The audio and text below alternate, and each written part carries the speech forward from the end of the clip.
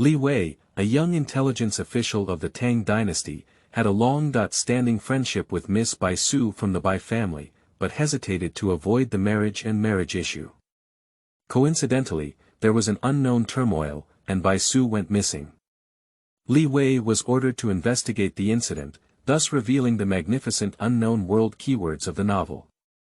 Starscreen Millennium No Pop-Ups, Starscreen Millennium TXT Complete Collection Download, Starscreen Millennium Latest Chapter Reading. Chapter 1. Origin, Sea of Sands. You are listening at novelfull.audio. Chapter 1. Origin, Sea of Sands. Tang Dynasty Tianbao II. In this Sea of Death known as the Sands of the Sands, Li Wei has been walking with a Sogdian camel caravan for 3 days. To be honest, he is now beginning to headache his reckless behavior on the edge of the desert. At that time, he was in an edge nomadic tribe under the moonlight, inquiring about the legendary Damascus flower blade processing technology with a wrinkled and drunken old man. When the caravan called as Lai appeared to prepare to cross the desert, he was moved by their silent momentum and quickly climbed into a tent. For a few dollars, he bought 2 long robes and a large leather bag. Who, following the camel caravan, set off.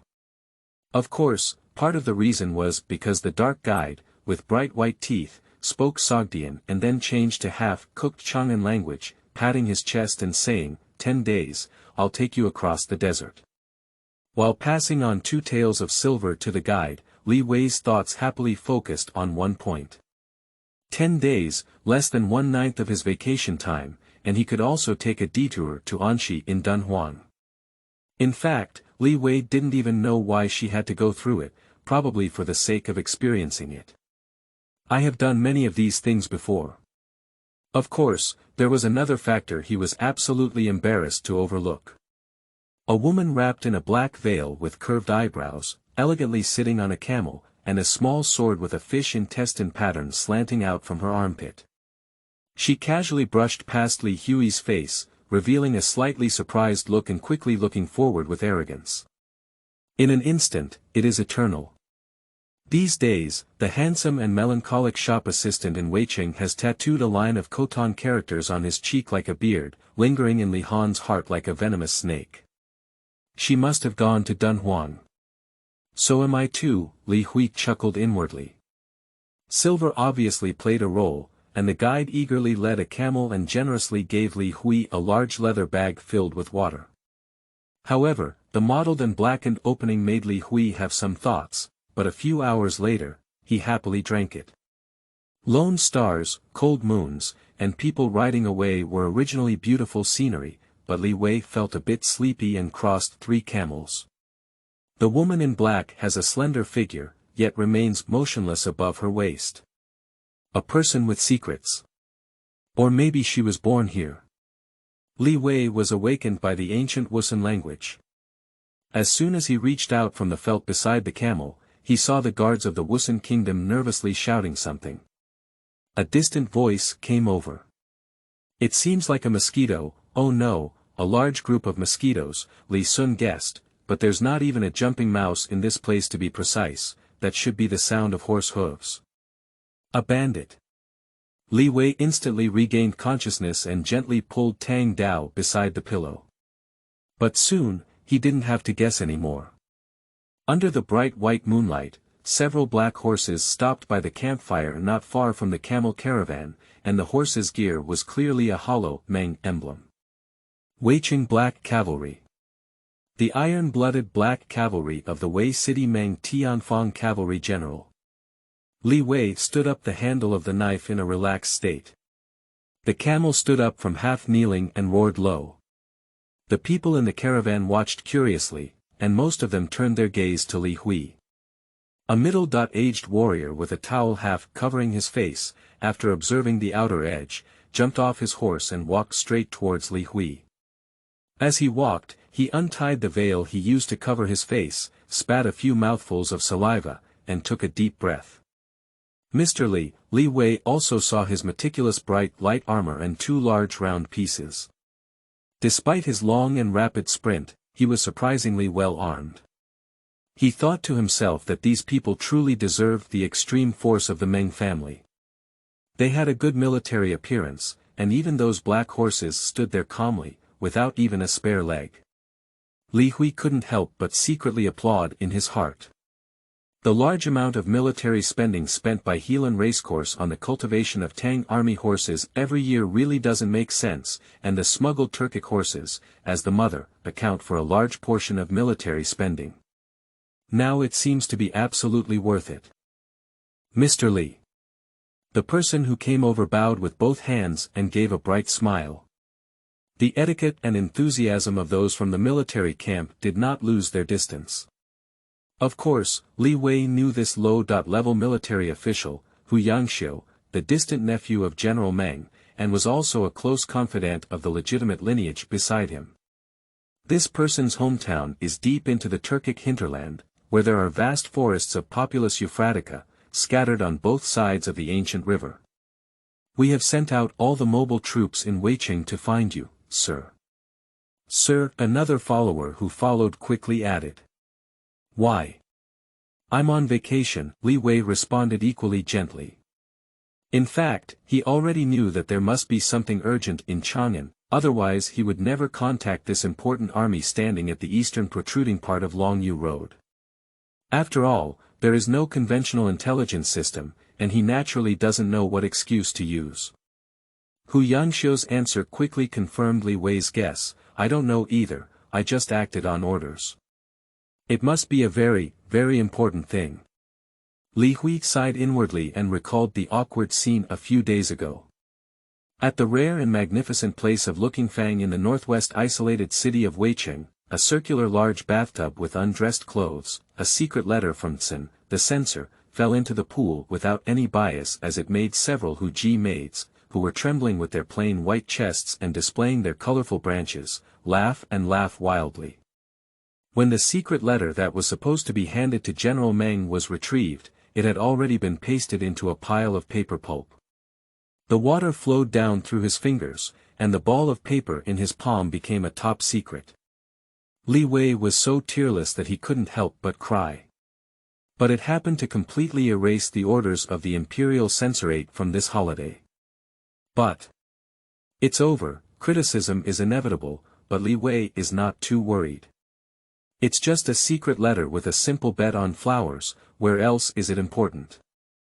It's not just for this matter, is it? At the moment when I first thought of this, a warrior from behind the horse team led an empty horse over. Li Hui sighed, got on his horse, pulled with one hand, and lightly swung his ponytail towards the camel caravan, then turned around and ran back. No one noticed that the woman in black had already stood up in the center of the camel caravan. The camel dung fire used by the caravan for warmth reflected her dark eyes like night. In the flickering flames, a faint hatred seemed to flash in her eyes. Quickly, the campfire left only a fading bright spot behind the caravan, and a glimmer of light appeared in the distant sky. I don't know if it's appropriate to say it, Mr. Li. It's rumored that you came to Longyu to avoid Miss Bai's forced marriage. Looking from a distance, Wei City, bathed in a gentle morning light, seemed to have been sprayed with a layer of warm gold. The not so tall but very solid yellow city wall was fluttering with the black Mongolian army flag, and in everyone's view, it was like a fierce black whirlwind. Hu Yangxiu, who had been silent and focused on opening up, couldn't resist and turned around to ask Li Wei a somewhat awkward question whether it was dust or some other reason. Li Wei couldn't help but sneeze. He glared ahead in anger and instantly blocked the tricky topic for himself. The group did not dismount at the foot of the city, but rushed into the city with bold and loud laughter. End of this chapter. Chapter 2. 2 Confidential Letters. You are listening at novelfull.audio. Chapter 2. 2 Confidential Letters. In the early morning, Meng Fu. General Meng's mansion does not seem to be prominent in Wei City, with a low and small courtyard layout. At the entrance, there were a pair of giant walking mythical beasts with their heads raised, almost flush with the eaves. Upon closer inspection, it turned out to be a stone carving from the previous dynasty, with a pair of wings and a divine beast with a slender and martial figure. Its eyes glared angrily and its mouth was wide open, which was different from the chubby appearance of the Tang Dynasty. Li Wei had long heard of these divine beasts, and it is said that they were accidentally dug up from the bank of the Zhanghe River by General Meng when he was stationed in Hebei province. When his subordinates showed him, he almost fell deeply in love at a glance. Li Wei naturally knew the reason, because he vividly remembered in his intelligence archive that General Meng's battlefield killing technique had a great move called Yitian Fury, which was a powerful and explosive combat technique that descended from the sky and had terrifying group killing power, especially suitable for large-scale surface kill in the charge of the wilderness group. It's ironic that someone from a rival civil service group immediately moved out of the law of the Tang Dynasty, claiming that General Meng kept the relics of the previous dynasty without authorization and used military funds to carry out large-scale long-distance transportation. Fortunately, the emperor came out to make a peace and said that if you hang on the battlefield one day, I will transport this thing back to Chang'an. As a result, these divine beasts were safely placed in front of the Meng family mansion in Weicheng for a full 20 years. General Meng also firmly held the throat of northern forces heading south for the empire for 20 years. Li regretfully stepped into the vestibule, just as he was about to silently count how many hidden whistles were. Suddenly, he felt a sharp sword strike coming straight from the entrance of the courtyard. Without much thought, Li Hui did not retreat but instead advanced towards the direction where the sword struck. Just as I was about to make contact, my body swayed slightly, just enough to brush off my sharp edge with exquisite precision. In an instant, we arrived at the atrium. Oh, General Meng, take a look. Li Ye's reaction and physique seem like this careless person. A woman with a foreign accent smiled and looked at Li Wei, and with an imperceptible movement in her hand, she quietly straightened up the slightly slipped cloth. Then Li Wei looked in surprise at Hu Ji, who had kissed her waist a few days ago, from Lu Qingfang. At this moment, there was a hint of schadenfreude in her blue eyes and smile. The purple veil had already been removed and placed on a square table in the courtyard. In the middle of the veil, there stood the secret document that Li Wei believed was impossible to recognize and had been discarded in the garbage dump. Li Can, could you explain? General Meng made a standard Mo Dao retraction move, and a black armored soldier quickly stepped forward to take it over. Li Hui glared fiercely at Hu Ji. Just as he was about to speak, General Meng made a gesture, and the soldiers in the entire courtyard, as well as the hidden tunes, swept past the wall. Hu Ji magically handed over an exquisite Persian silver plate, which was also adorned with a set of exquisite wine utensils. The neck and mouth of the wine pot were slender, presenting the image of the wine god, and the wine glass was high with grape entanglement patterns. Li Sun, you're a dead person. If it weren't for the fact that you saved me once 3 years ago, I would definitely tell you this time. General Meng poured himself a full cup, then gulped it down before gesturing for Hu Ji to pour Li Sun a cup. It's not me who saved you, it's intelligence. Li Wei slightly recalled. Just as General Meng was about to say something, he made another move and picked up the crumpled letter, exerting a slight force. His palm began to turn red at a visible speed, and then he covered the letter on his palm. A miracle occurred, although the words were still a black paste. A few edge contours slowly flashed out of the paper, gradually forming 4 characters that were still blurry but could be basically recognized. A red tide is approaching. New palm technique. Li Wei frowned slightly and looked at General Meng strangely. Just learned. Your focus is a bit peculiar. General Meng immediately took credit and suddenly remembered that Li Hui was passionate about building archives. At this moment, it's hard to say that he had already conceived a page of report in his mind, explaining the time, location, and who displayed it, as well as the characteristics of his studies, and so on. Can you concentrate a bit? Can't you ask who this woman is? General Meng poured half a cup for himself this time, making the rim of the cup slightly point towards Hu Ji.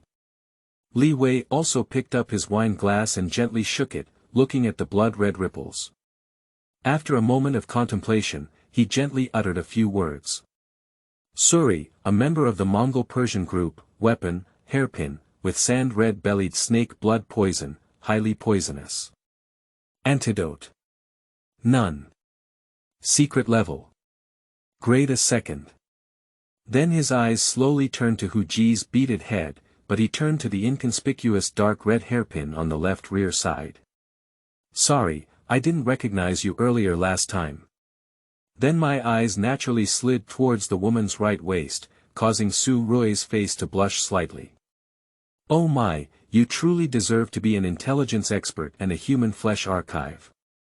Why don't we fight each other again? General Meng turned around and looked for Mo Dao. In theory or in practice?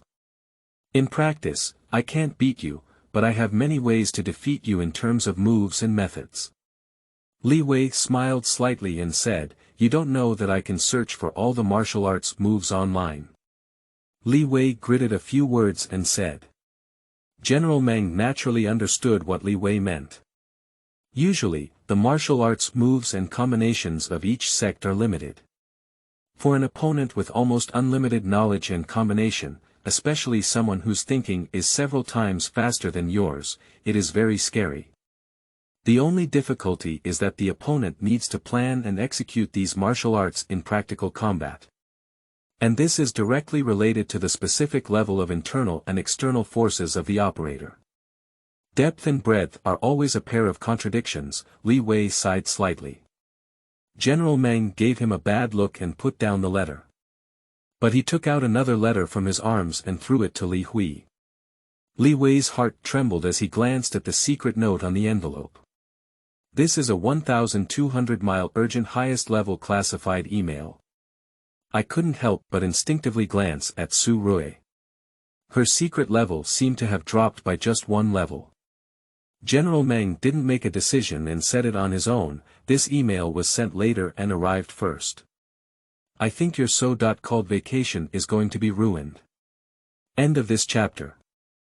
Chapter 3. Women in White.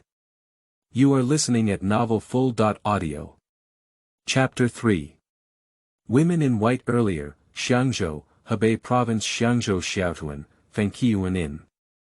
In a elegantly decorated room, a woman in white is standing by the window, holding a few pieces of oracle bone stuck in yellow mud in her palm, lost in thought. If viewed from an aerial perspective, one can clearly see several dark corners of the inn, as well as 2 or 3 faint defensive circles around the inn. A few sturdy and low-luxury carriages were parked by the official road further away, and a not-too-old local official was pacing with a slightly heavy pace, occasionally looking up at the distant attic. Mr. Zhang, please come back. My young lady said she will stay here for a few days and dare not disturb the local people. A knight dressed in white said arrogantly and politely, you have also seen that Mr. Bai has sent out the most elite anti-cavalry team in the mansion, and there will be no problem with security. That's it, Zhang Qi wiped off the non-existent sweat on his forehead and bowed. As a 5th-generation disciple of the White Prime Minister, I humbly serve as a landlord and will not interfere with anything. I will wait for you. The woman in white lightly regained her senses and walked slowly to a flower table. The table was filled with more oracle bones, vaguely depicting various animal images, including turtles, pigs, dogs, horses, cows, sheep, and even dragon figures with crowns. The floor inside was covered with thousands of more oracle bones, and several women in crimson clothes squatted for a long time to tidy up.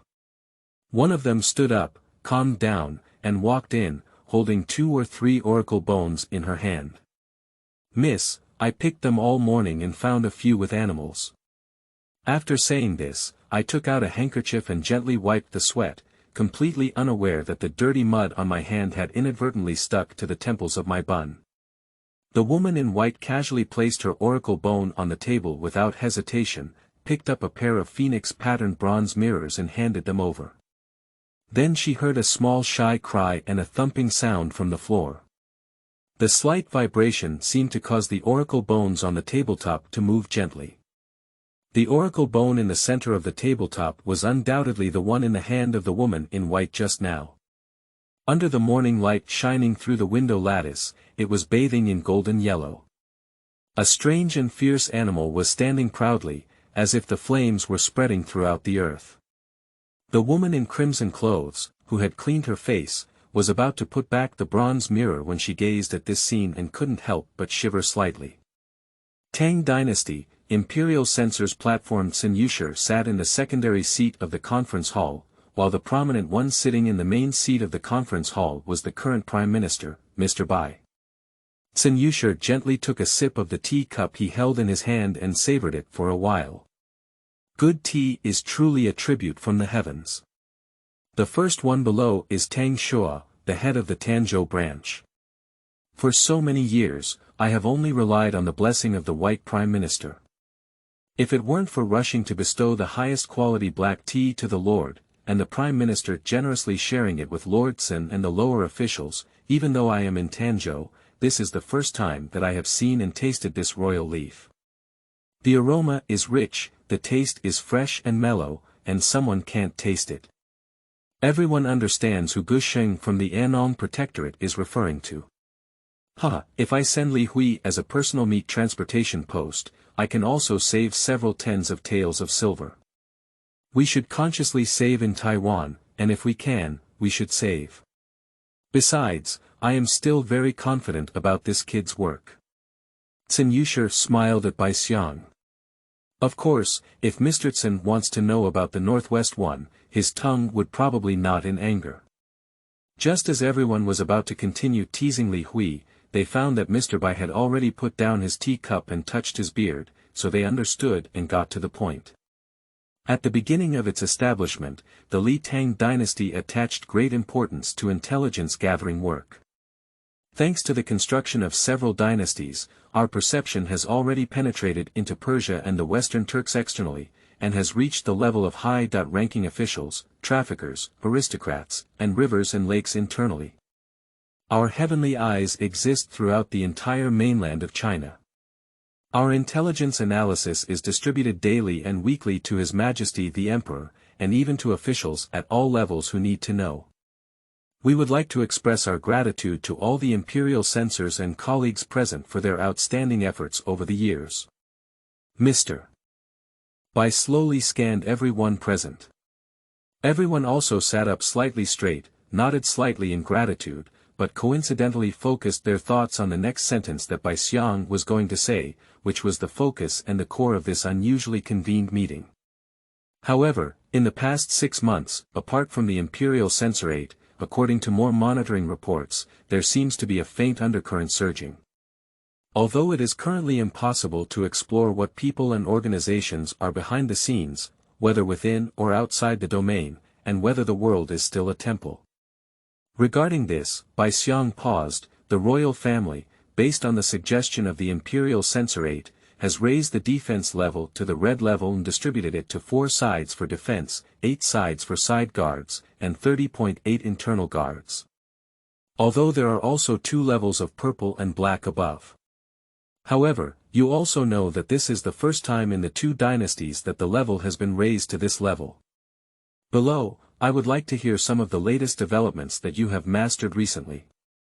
The imperial censor then signaled to Han Yu, the deputy envoy of Hebei province's internal protection, who was facing away. After hesitating for a moment, Han Yu arched his hand and reported, in mid-month, a group of high-ranking disciples of the Northwest Kunlun sect led by Master Yu Shirong from Longqi Peak arrived at a place called Xiaotuan village on the south bank of the Huan River in the subordinate area. After several days of activity, our team arrived. After negotiating with them on site, we found out that they were collecting a new type of engraved oracle bone fragment discovered by villagers in the local area. Of course, it may have been many years since it was introduced.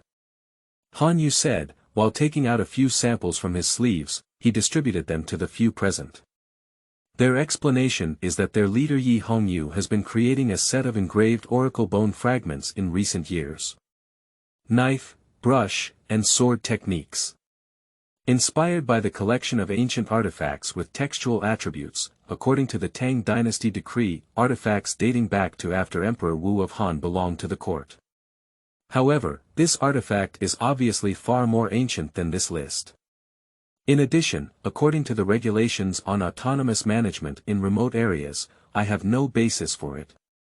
After a minor conflict, I had to intercept the excavated artifacts due to incomplete city defense documents and monitor them out of the local area. The people present exchanged their oracle bones with each other, as they were all martial arts experts. Naturally, they could feel the momentum of carving the oracle bones with knives, avoiding bends and taking straight lines. Surprisingly, there was a real killing pleasure of oblique cuts and straight cuts. Some people have already raised their wrists slightly, simulating the killing intent of a few swords in the faint void. It is truly wonderful, but the text seems even more unreadable than Qin seal script. Later on, Lord Bai, you also know. Bai Daxiang gently shook his head and smiled, saying, Bai Su, have been reading all kinds of books in the heavenly book pavilion under my wife's supervision since childhood. It can be said that the speed of the distribution of the world's Zanbu is far slower than her speed of reading. Therefore, on that day, she accidentally heard about this in the book pavilion and heard of a fresh sample. She quickly rushed to Hebei province. If she hadn't met me on the road outside Chang'an City, who had come back from a visit, I might have forgotten to bring even a soldier, except for a maid. Everyone naturally knows that Mr. Bai is the beloved treasure of Miss Bai Su, who is known as a bookworm in the world. But only a very small number of people, and even the majority of people present, do not know. She is also the actual behind-the-scenes person of the Origins group of the Imperial Censorate, responsible for identifying and tracking early warning events that may affect the Empire. But what everyone knows is that in a publicly publicized but small-scale court competition, Miss Bai Su unexpectedly lost to Li Wei in both reading and memory, and the joking saying, lose and get married, became a proverb. Perhaps everyone coincidentally thought of this and couldn't help but smile at each other. Only Bai Daxiang smiled bitterly in his heart, suspecting that Bai Su had intentionally lost to that kid. However, Li Wei's words of not marrying almost made Bai Daxiang want to kill him alive. If it weren't for the fact that Lady Xiangye also favored and defended that kid. He wished he could send Li Hui to the Bohai Sea to dry the fish. Those are all good, but I just don't want them. This sentence was only known to a singer from Xinhuafang, 8 blocks away from here. That night, Li Wei listened to all the Guqin music she knew, to the point where she broke her 2-finger armor plates and couldn't receive guests for the next 10 days due to finger pain, becoming the most peculiar and humorous reason for refusing guests in the neighborhood so far. The little girl has already sent a letter to reply, and she probably guessed the purpose of the Kunlun people, but it is not convenient to say it in the storybook. Hearing Bai Xiang's words, the imperial censor suddenly felt a hint of worry, and he seemed to smell a faint crisis in the old world. The so-called Shaowenchuan Gong, I also believe, is just a superficial excuse, but I cannot find a deeper purpose at the moment. A batch of carved talisman oracle bones that I collected earlier are currently being studied by the Imperial Academy, with some progress, but no final result yet. However, according to preliminary judgment, it should be a national archive from the ancient period, recording some sacrificial processes, which seems to be no secret. Han Yu hesitated slightly and continued to explain. Sacrifice. Bai Xiang fell into a long contemplation and finally said, we will discuss this matter when the little girl comes back. Next, you all share your own intelligence. The imperial censor's gaze was still searching for the next speaker, and suddenly his face changed. Everyone saw a white-clothed horse galloping straight into the square in front of the imperial censor's platform. Apart from the standard royal family, there are only top-level messengers who possess this privilege. The person rushed directly to the entrance of the council hall, got off their horse, and flew in. Just as they were about to kneel, they were directly supported by a pair of big hands, which was clearly what the imperial censor did when he left his seat and stepped forward. Speak up. The visitor's expression was very frightened. He looked at Lord Bai Xiang in the center and his Adam's apple trembled. He quickly said a shocking sentence to the 4 people, Miss Bai Su was attacked on the Hebei road and all the accompanying guards died. Miss, she is missing. End of this chapter. Chapter 4. Kunlun's Luoshen Formation. You are listening at Novel Full.audio. Chapter 4. Kunlun's Luoshen Formation. Weicheng, General's Mansion. After reading this urgent intelligence letter, Li Wei couldn't help but fall into contemplation.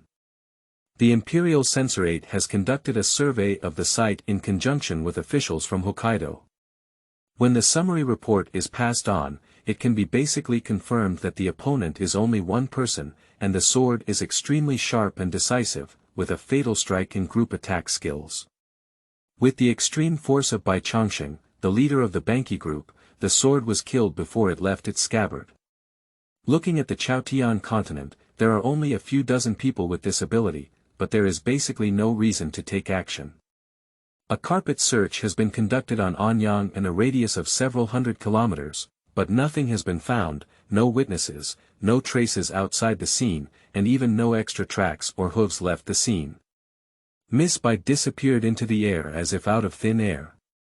Kunlun Mountain, Yurong Peak. Li Wei declined General Meng's offer to divide troops and follow him, as the defense level had already been raised to the red level, but the geographical location of Wei City was too important. What's even more frustrating is that it's not yet clear where and what kind of power the threat comes from. There is no evidence or clue about Miss Bai's situation, and it is not yet the time to raise charges.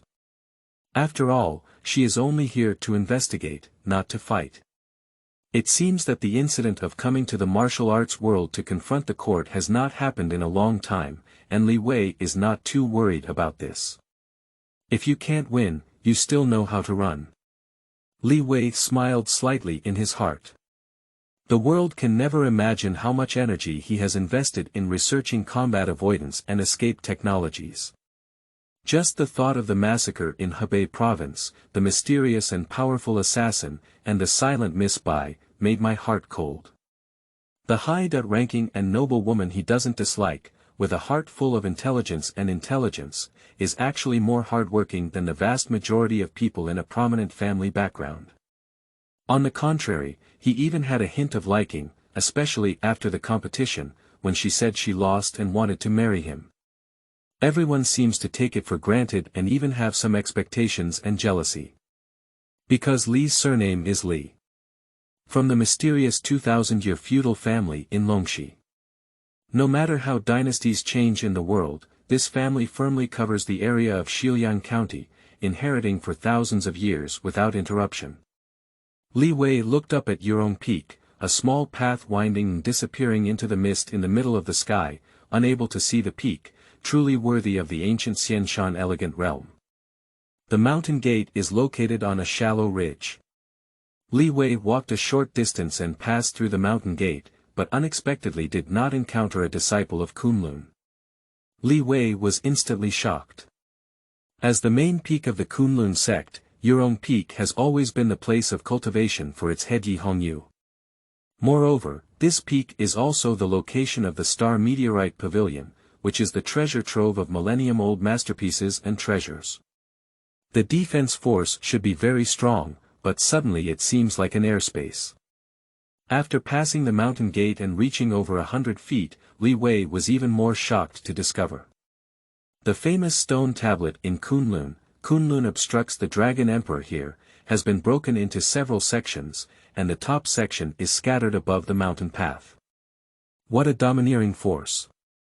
Li Wei took a deep breath. The thought of the monument that recorded the pinnacle of Kunlun's glory in ancient times, which had fallen, made me feel a little dazed. Kunlun has an accident.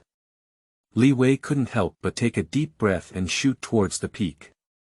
Halfway through the mountainside, as expected, a violent air pressure enveloped half of the mountain peak from top to bottom. Li Hui seemed to feel that the world had entered a viscous state, and as he walked upwards, his movements became more difficult, and his speed instantly slowed down. Li Wei frowned and instantly thought of a move that Nanhai Venerable had been forced to voluntarily teach him several years ago when he lost to him in a Go-Hand talk. Immediately, his mind moved, and a wave of vitality slowly surged out of his head, fitting his body from his feet and then retracting into his body. This cycle separated his body from heaven and earth, entering an independent space. The body shape is no longer affected by external pressure, and the upward sweep speed returns to its previous state. Originally, this technique was only used to accelerate the speed of stealth in the sea, but unexpectedly achieved good results here. At the peak of Yurong Peak, Li Hui couldn't help but be shocked by the scene before her. A man in black stood on a solitary peak, surrounded by thousands of Kunlun disciples. Li Wei roughly scanned the entire scene, especially the positions of several side peak masters and elders, and suddenly realized that this was actually the long-legendary Luoshen formation of Kunlun. The last time the Great Formation was activated happened to be 100 years ago during the Battle of Kunlun and the Dragon Emperor. The Dragon Emperor, who swept across the mainland once, retreated under this formation, and surprisingly, no one has challenged this place for 100 years, until today. The whole audience seemed to have noticed Li Hui's arrival, but as the black-clothed man seemingly casually slashed two swords across the air, two powerful sword energies cut through the crowd from afar. In an instant, dozens of people couldn't escape, and two huge cracks appeared in the field amidst the blood rain. The man in black did not make any further movements, but instead looked up at a loft not far from the cliff, which was the Star Meteor Pavilion in Kunlun ruins. Li Wei carefully studied this formation and suddenly felt that it was indescribable. There are usually several types of formations, one of which is the Yangguan 7 stacks of the Xianquan sect, which is also located in the western regions. The Xianquan 7 sons use their true qi to connect with each other and ultimately transmit it to someone. Considering energy loss, they can form a person who can enhance their skills by 4 times and achieve level crossing killing. However, this method requires similar team abilities, mutual understanding, and no gaps between each other. It is more suitable for a small team under a school that has been cooperating since childhood. However, the disadvantage is also quite obvious, requiring a single strike to kill, otherwise the energy will be severely unbalanced and the formation will break instantly. The second is the Vajra subdues the devil array of Shaolin. The array pivots are the first of Arhat Hall, the first of Dharma Hall, the chief of the monks' monastery, and the chief of the discipline academy. The power of the corresponding Shaolin disciples, Vajra, is transmitted to the formation I by these 4 individuals, and the position of the formation I is usually held by the abbot. Each participating disciple is usually a multiple of 18, and their skill levels can vary. They are integrated by the formation pivot, while the formation I gathers the power of the 4 parts, which can be synchronized or unsynchronized. If not synchronized, it can generate a continuous stream of continuous attack abilities. However, there is no actual combat record of this formation in Shaolin history.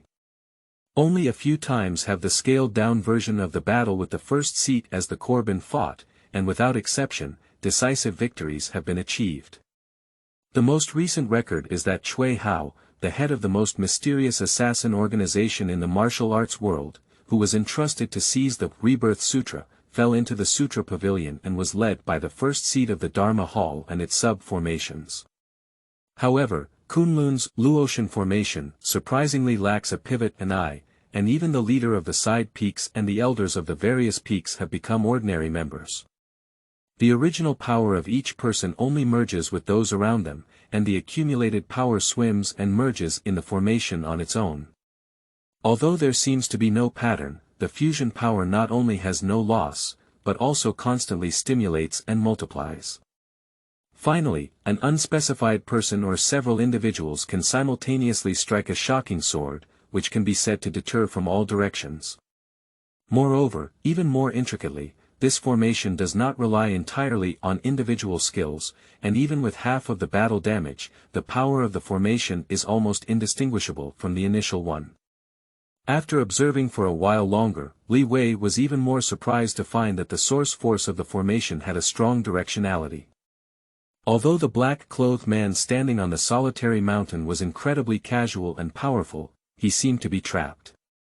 The black-clothed man was actually trapped in a cage of void. He swung his sword several times in an attempt to break through the wall. And the domineering sword energy I saw earlier was only the leaked part. However, the Source Chi giant sword from the Great Formation was not affected by the cage and directly slashed at the man in black. The man in black was also very eager to win, not only forcefully holding onto this large array of energy giant sword, but also constantly guiding it towards the ground, causing the small peak where it was located to collapse one by one, and the landing point was shrinking visibly to the naked eye. What a powerful, fallen god formation! Just as Li Wei thought in his mind that this formation could be listed as one of the top 10 strong formations in the Chinese mainland, he suddenly felt a huge disturbance in the vitality of heaven and earth. An inexplicable wave continuously injects from mid-air in the direction of the black-clothed man's head, then spreads and erodes towards the entire formation, seemingly rolling back into mid-air and returning to the black-clothed man's head at the edge of the formation. Li Wei, who had an extremely sensitive sense of touch, was shocked to find that this was not an enlarged version of the Yuan Qi circulation method he was currently using. The only difference is that one's purpose is to isolate heaven and earth, while the person in black is to isolate everyone. The man in black, surrounded by the energy of the formation, instantly completed a reverse encirclement of the 1,000-people formation and gained complete freedom of movement in space. Li Wei suddenly recalled a period of dusty history. The Venerable of Nanhai once devoted himself to Shaolin and spent 3 years reading the Kun Jing. However, despite his exceptional abilities, he repeatedly violated the rules.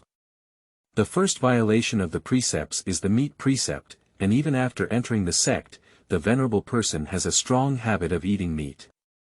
Although they consciously conceal it, they have still been caught by the court several times. Every time the abbot cherishes his talent, he only imprisons him, and he is still locked in the Destiny Pavilion, in the Sutra Pavilion, specifically allowing him to read ancient books with very few annotations and rare mysteries. It is precisely here that the Venerable discovered a Buddhist scripture that came from the eastern region of the kingdom of Bodhisattva in the western regions. The Buddhist scriptures are written in Kharosthi script, which has been lost for hundreds of years.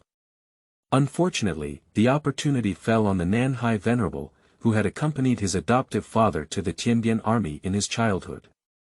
He once witnessed an unearthed stone tablet, which was used by the barracks as a horse-tying stone at the entrance, because the top of the stone tablet happened to have a fist-sized through-dot hole.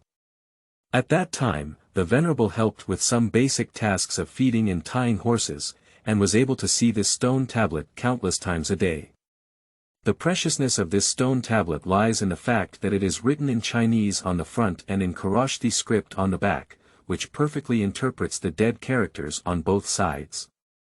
It is precisely this key, the only one in the thousands of military camps who has paid attention to it, that has opened a heavenly book in the treasure trove of the imperial heartland many years later. This book is different from previous classic texts, as it no longer records the views and essence of the Buddha in the voice of its disciples. Surprisingly, he recorded his life in the first person through the memoirs of the Buddha. The end of this book is a line of words that read, "See yourself, see heaven and earth, see sentient beings." If the story continues like this, at most there will be an additional wine and meat monk in Shaolin who is knowledgeable in the ultimate martial arts and the mysteries of scriptures. However, it was not until a snowy night that the Venerable, who had been briefly appointed to walk in the world, broke the precept of lust. This section has become completely dense. Even when the Venerable and Li Wei were talking, they explained with a smile that the reason for breaking the meat ring was because the mind had to think too much and record too much, and not eating meat was not enough energy. As for the broken lust ring, I won't mention a word. The Venerable was naturally unable to establish himself in Shaolin anymore, so he went to the South China Sea and founded a small sect, and developed many martial arts skills with great anger. What made Li regret laugh and cry was that the Venerable even deliberately wrote on the homepage of the guidebook for teaching his own martial arts, stating that to succeed, one needs to reject oneself, reject heaven and earth, and reject all sentient beings. Is there any connection between the black-clothed man and the South Sea Venerable? With this in mind, Li Wei suddenly shot towards the Star Meteor Pavilion. The formation has been broken, the target of the black-clothed man must be here. If I guess correctly, Yi Hongyu should be in seclusion at this moment. There were also several powerful individuals in the formation who broke through the source energy barrier of the black-clothed man. It was impressive that several side peak masters were chasing towards Li Hui. Imperial Censor Tai Li Hui. You should stop that person. Li Hui didn't turn his head and landed directly at the entrance of the Star Meteor Pavilion, breaking through the door. The middle-aged man at the forefront of the pursuit was taken aback at the words, pondered for a moment, gritted his teeth, and turned back to take a defensive stance. Several people from behind quickly occupied the corresponding passage. Until the top floor of the Star Meteor Pavilion, Li Wei finally saw the mountain owner Yi Hongyu, who was standing behind a huge low-legged bookshelf. Dressed in red clothes like blood, her beautiful eyes closed tightly, her breathing extremely slow, and she had unexpectedly entered the spiritual realm state. Unless she can actively retreat from meditation at this moment, she cannot sense everything outside, or in other words, her soul consciousness has entered a closed and tiny space spiritual core of her own consciousness. There are only a few people in Chaotian continent who can perform this kind of soul recognition super compression, and coincidentally, Li Hui is one of them. Li Hui understands that external forces are no longer able to awaken her at this moment, and if forcibly interfered, her soul consciousness will be forever imprisoned in the spiritual core.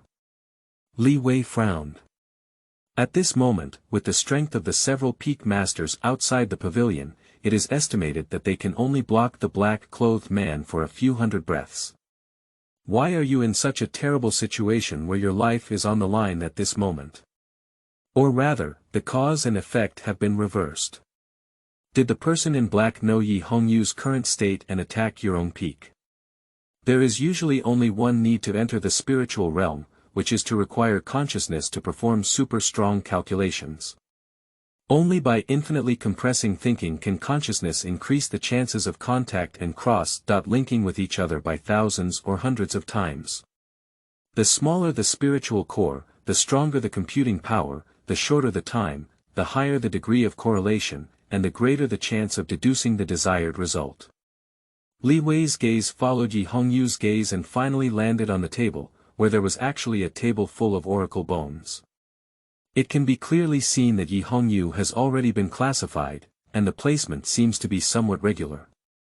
Li Wei walked around behind Yi Hongyu and looked over from the top of her green and white jade hairpin. I instantly felt that the placement seemed to be related to the region. Before I could even take a closer look, I suddenly heard a broken sound from the window edge of the Star Meteor Pavilion. A middle-aged man in a green shirt flew in horizontally, knocking down 2 rows of bookshelves and finally hitting the pillar. With a painful groan, he struggled to spit out a word towards Yi Hongyu, "Let's go," and then fainted. Yi Hongyu naturally had no reaction. Li Hui frowned and stared at the table again for less than 10 breaths, only to catch a glimpse of a black shadow sweeping through the broken window and landing directly in the center of the pavilion. The man in black slowly lifted his head and looked towards Yi Hongyu and Li Hui. Li Wei was surprised to find that it was a young face, seemingly not much larger than himself, slightly bronze-colored, but with a dark gray emptiness and an expressionless expression. The black sword in my hand slanted downwards, and a faint red light flashed on the blade, which was blood. "Get up, you're not even worthy of being my opponent," the black-clad man's voice was slightly ambiguous, like an old piece of wood. This passage should have 2 meanings. The man in black is not afraid of Li Sun's martial arts, but he also knows his identity. After a moment of contemplation, Li Wei lightly stepped over the desk and stood still, protecting Yi Hongyu behind him. He said calmly, "The court has something to inquire about Kunlun. Before that, it won't be your turn." "You seem to have misunderstood my meaning," the black-clothed man said indifferently, no longer speaking. He lifted his sword and quickly stabbed it flat, the road to simplicity. Death. Li Wei's pupils shrank in an instant, and the tip of the black-clad man's sword became incredibly clear, with a majestic sword aura overwhelming him. Li Wei immediately drew a knife with his left hand and pulled it with his left hand, carving upwards. The same wave of sword energy broke through the air and left. The first group of Japanese envoys to the Tang Dynasty, the Yoshida Chiyu family, engaged in the sixth move of the broken sword style called Chao Chi. Li Wei thought about the response he had in between the electric light and fire stones, considering Yi Hongyu behind him. The two momentum instantly met and erupted into a horizontal shockwave. Along the upward row of bookshelves, they suddenly disintegrated and collapsed, and some of the secret books on paper turned into fragments and shot away. Li Wei's eyelids twitched and he felt heartbroken. At the same time, Li Wei's figure shook, he slipped a big step, his waist tightened, and he pressed against the edge of the painting. His throat was sweet, and under one move, he unexpectedly suffered a hidden injury. The man in black had no expression on his face. Just as he was about to continue his sword, he suddenly made a sudden change and turned half to stab towards the left rear in the air. Li Wei's nerves also tightened. The previously unconscious man in the blue shirt may have awakened due to the shockwave. The original plan was to launch a surprise attack on the man in black, but unfortunately the sword was still a few inches away from him. He suddenly realized that the man in black's sword had penetrated his chest, and reluctantly released his sword at the last moment. He tightly grasped the man in black's sword with both hands, and his eyes immediately lost their vitality. Li Wei naturally wouldn't miss such a good opportunity, deceiving himself and soaring into the air. The combination of man and sword was like a lightning bolt striking the man in black. The man in black also withdrew his sword and used his palms to tightly grip Li Hui's blade, then retreated backwards. So the combination of the two walked across the hall, away from the desk, and towards the farthest end. Li Wei could clearly see the indifferent eyes of the man in black, as if there was a strong mockery, as if saying, "So what?" Suddenly, the figure of the man in black shook and stopped regressing. Li regretfully cut a finger deep into the past.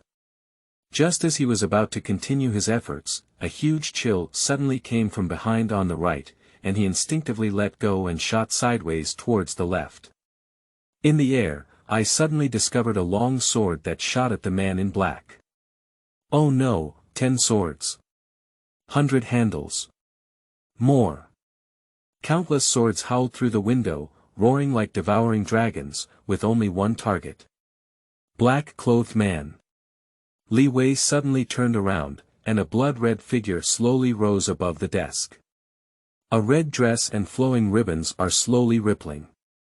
A pair of bare hands are manipulating from above. A pair of beautiful eyes with undisguised anger. This is the true fallen god formation of Kunlun. The physical body has boundaries, and divine weapons have no distance. The man in black quickly ran his body's energy, resisting the swords coming from all directions. All the swords were in a buzzing and piercing state in the air. Sword. Yi Hongyu didn't stop, with a simple move and a bright wrist shining. More swords broke through the air, and the 2,000 divine weapons in Kunlun village did not collide in the cramped space, as if full of spirituality. All swords maintained a perfect position and speed match with the surrounding swords, orderly and coordinated with the forward and backward squeezing towards the center. Sword cocoon. Suddenly, an unknown and powerful energy seeped in again from the attic eaves, directly invading the sword formation. The shaking amplitude of the sword formation suddenly increased, and some swords unexpectedly collided, causing more collisions. Although they had not fallen yet, there was a possibility of disintegration. Should the old technique be repeated? Li Wei frowned and looked at the invisible sky. Yi Hongyu also clearly sensed the eerie and rich vitality of heaven and earth. Suddenly, his gaze fell on Li Hui, hesitating for a moment before softly shouting, "You go."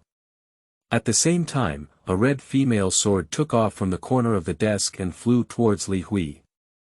Li Wei grabbed it in the air and broke through the window without looking back. Li Wei, who jumped out of the attic, immediately saw the dark crowd outside the venue. At this moment, the disciples who had freed themselves from the cage of spatial vitality could only stare at the attic.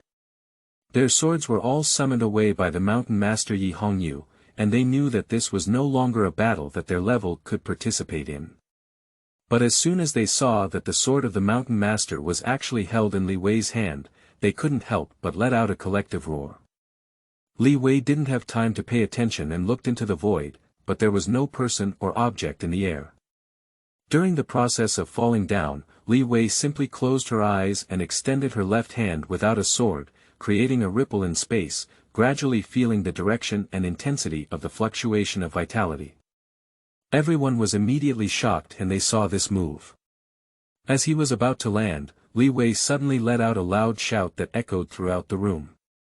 "Cheng! Get up!" His left hand slapped the ground at the same time.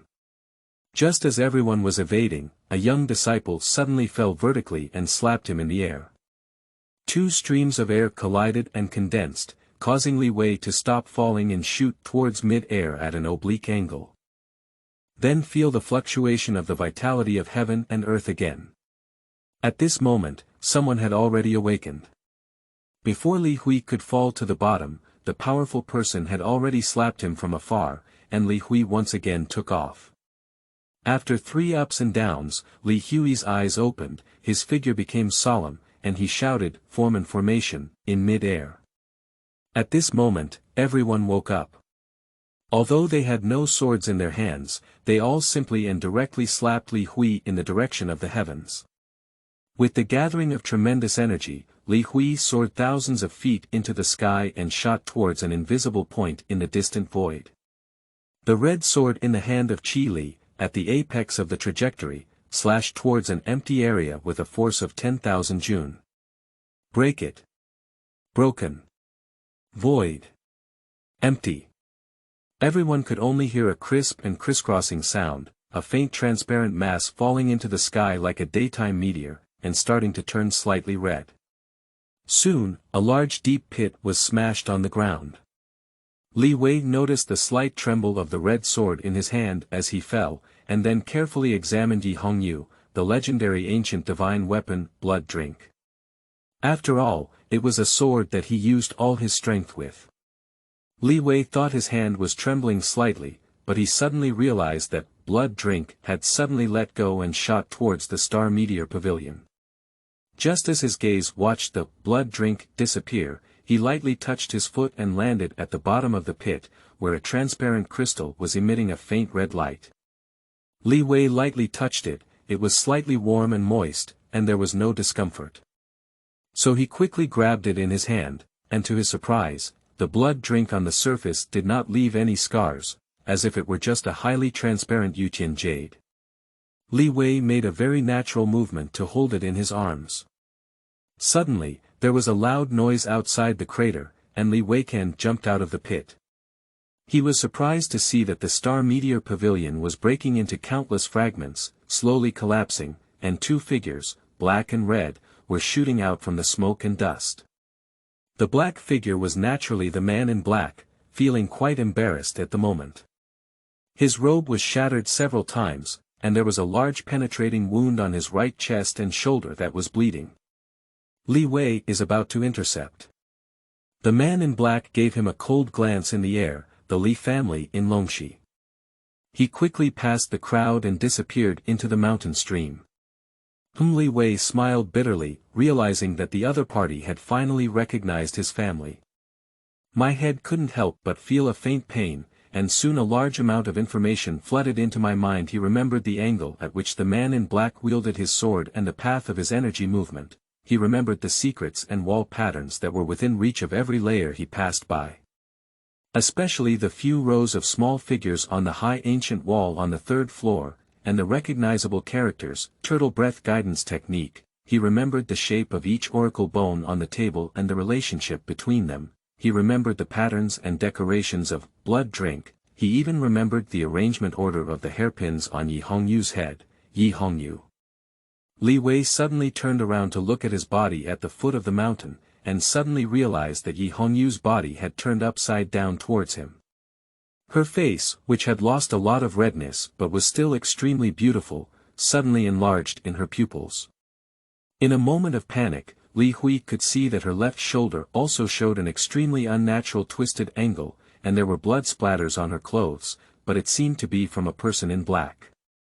It was likely that the two of them were directly intertwined in a thunderous manner. Her right hand, wielding the sword, finally loosened, and the blood drink clanged down to the ground. It was not until a faint scent of orchid touched Li Hui earlier that Li Hui regained consciousness in the midst of lightning and fire. Taking advantage of the situation, she gently hugged Yi Hongyu's waist and extended her palm, gently supporting her severely injured shoulder. At this moment, she was frowning, her eyes slightly closed, and seemed to have fainted. Li Wei didn't forget to lightly kick the handle of the fallen, blood-drink sword with his right foot, and flew towards the young disciple before him without bias. The disciple in green respectfully took the sword, raised his hands between his eyebrows, lowered his head and lowered his eyebrows in a respectful and worshipful manner, and slowly followed Li Hui. Guided by a slightly injured female peak leader, he went to Yi Hongyu's hidden residence. Thousands of disciples watched anxiously as the four of them disappeared from sight before rushing towards the dusty starry meteor pavilion, rescuing damaged ancient books and retrieving their respective weapons. End of this chapter. Chapter 5. The Charm of the Hidden House. You are listening at novelfull.audio. Chapter 5. The Charm of the Hidden House. At the same time, Chang'an Lord Bai Xiang carefully comforted his wife Jiangying. Since Bai Su disappeared without any news, the two of them have aged a lot in an instant. Jiangying hasn't been to the Tianshu pavilion for a long time, just flipping through the intelligence presented by various regions over and over again, and then struggling in a daze before the territorial sand table. Bai Xiang hesitated to speak, but he also flipped through these intelligence documents 100 or 10 times. With the permission of the Tang King, all internal and external intelligence forces, including the Imperial Censor's Office, were deployed, and all hidden stakes were notified through different online channels, but there was no further news. Madam, Li Sun has already gone to Kunlun Mountain, which is the origin of the matter. There should be some gains there. If this kid marries our Su family, then she should be giving birth, and she wouldn't have had an accident like a wild horse running around. Jiangying murmured to herself, looking absent-mindedly at the high and protruding mountains in the northwest border of the map. Kunlun, Inlu Yi Hongyu propped his right arm on the soft couch, with his fair neck on the side. The red shirt had been replaced with a purple-red one, and it was faintly visible that his entire left shoulder was still swollen. She stared coldly at Li Hui, who was mesmerized by the pear blossoms by the window, for a long time before she softened.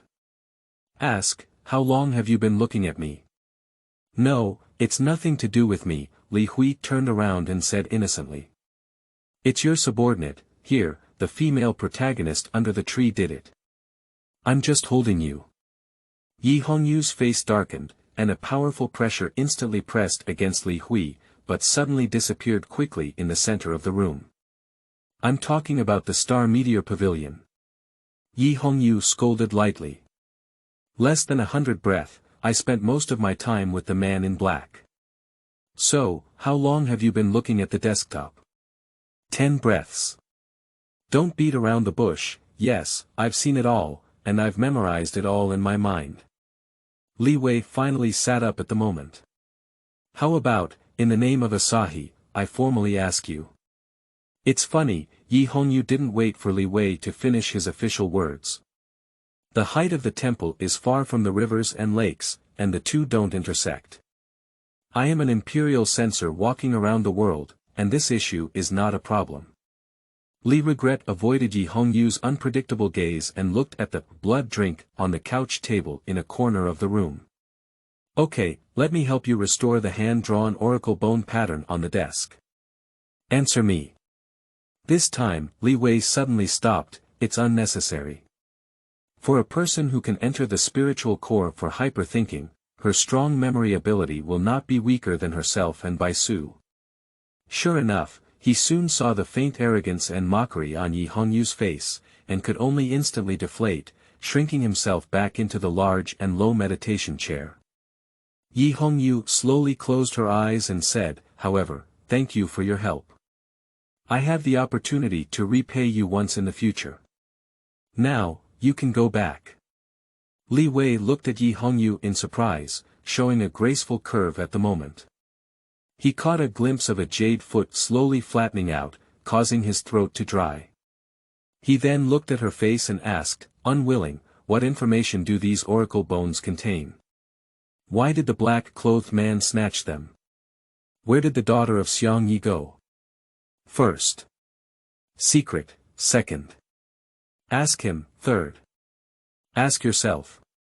Yi Hongyu also lowered her other leg and supported her arm. A posture that rejects people from thousands of miles away. Li Wei snorted coldly, patted the table, and was about to shoot out the window. Suddenly, a light finger blew in my ear, and the window curtain fell in response. There's a door. Li Wei no longer looked at this iceberg beauty and stormed out with anger. The peak master waiting under the tree looked at Li Hui's expression, which was also very exciting. He didn't say anything and lightly threw Li Hui's Tang Dao, which he had found in the ruins. Li Hui didn't turn his head back and grabbed it with his right hand across the air, heading towards the mountain stream where the man in black had disappeared. End of this chapter. Chapter 6. Muzhi Town. You are listening at novelfull.audio. Chapter 6. Muzhi Town. At the foot of Kunlun Mountain, Muzhi Town. Li Wei did not quickly leave the vicinity of Kunlun, but instead temporarily settled in a small town at the foot of the mountain. He paced slowly in the small town that day. He didn't attract much attention, and on the one hand, this small town is also a place to further travel to the western frontier. There are numerous merchants and guests, including hired armed guards. On the other hand, the peaks of Kunlun Mountain also recruit some low-level disciples year-round, and usually their families bid farewell in this small town. Li Wei appeared to have walked casually to a pharmacy and lifted his leg to enter. There are many precious medicinal herbs above the snow line of Kunlun Mountain. Since this small town is already on the commercial road, the business of medicinal herbs is naturally very prosperous. Even the Kunlun sect has disciples constantly transporting medicinal herbs, which is actually a rich industry. If it weren't for the court's restriction order, the Kunlun sect might have opened their shops directly. Of course, there is also a flexible solution. Some shop owners have become disciples of Kunlun's outer courtyard and become agents of Kunlun in disguise. However, this store should not be because the owner and staff are all people of the same color. Of course, this is not surprising. On the ancient roads of the western regions, the merchants who traveled around all year round often settled down in small towns and opened shops for business after earning their initial capital. Compared to living in the open air, the life of licking blood with a knife edge was much more comfortable. There aren't many people in the pharmacy, so Li Wei bought a few medicines casually, such as gallnuts, nutmeg, and pomegranate peel. A knowledgeable doctor can tell at a glance that it is probably for treating stomach diseases, and even extreme military personnel are not accustomed to local conditions, which is normal. Li Wei slowly walked back to an inn and slowly spread out the packaging paper of traditional Chinese medicine in the room. On the middle layer of hemp paper, there were several crooked calligraphy strokes that seemed like a young child's handwriting. Li Wei's pupils suddenly shrank. The way of one person in heaven, these four immature handwritings seemed to move like a wandering snake at this moment, suddenly penetrating into Li Hui's heart, and he, who was as calm as before, even trembled slightly.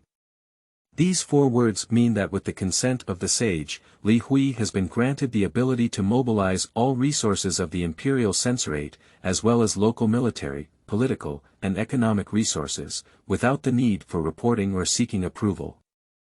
Sufficient funds will be used to kill autonomously, with a deadline until the next order is issued by the imperial censorate. Li Wei furrowed his brows slightly. Was it just to find the Miss Bai from the Bai family? Is this battle a bit too big? In contemplation, Li Wei did not relax his guard. At this moment, soft footsteps came from the door and stopped at the entrance of the room. Li Wei reached out and leaned towards Tang Dao. The door slowly pushed open. A stunning Hu Ji appeared at the door, with beautiful eyes and a delicate voice of orchids. "Young master, let the maid serve you tonight," she said. Li Hui's face suddenly turned ugly, as Hu Ji closed the door with her back hand without hesitation. The silk robe slipped off as she walked, and a white and seductive body appeared in front of Li Hui in an instant. Li Wei reached forward with his sword scabbard and pressed it straight between Hu Ji's milky white peaks. The scabbard tip slowly slid upwards, gently lifting a beautiful necklace from Hu Ji's neck above her head. At the hem of the necklace, there is a plump and beautiful jade plate that can be easily held. Li Wei grabbed the jade plaque and caught a glimpse of the simple word "Sheng" on it. "Sorry, get over and heat up some water for me." Li Wei suddenly felt that he could do whatever he wanted. Suri was about to step forward without hesitation when her face suddenly changed. She quickly rolled around on the floor, and when she stood up gently, all her clothes were already on her body. She then picked up the tray on the table as a gesture of service. Li Wei quickly put away the jade plaque and looked at the door of the cabin with a cold expression. There was a knocking at the door, and a young voice rang out. "Mr. Li, Mr. Li. Come in." Li Hui and Su Rui exchanged a glance. A young man in green clothes pushed the door and walked in, clearly the disciple who was wielding a sword on the top of Kunlun mountain. He was momentarily stunned when he saw Su Rui dressed in a thin shirt, his face turning slightly red, and he said with a smirk. "Excuse me, sir." Suri put down the plate with a knowing interest, muttered a Persian word, and walked out in frustration. In the end, he deliberately glanced at the young man with a look of disdain and undisguised kindness. The young man dared not look at each other and lowered his head.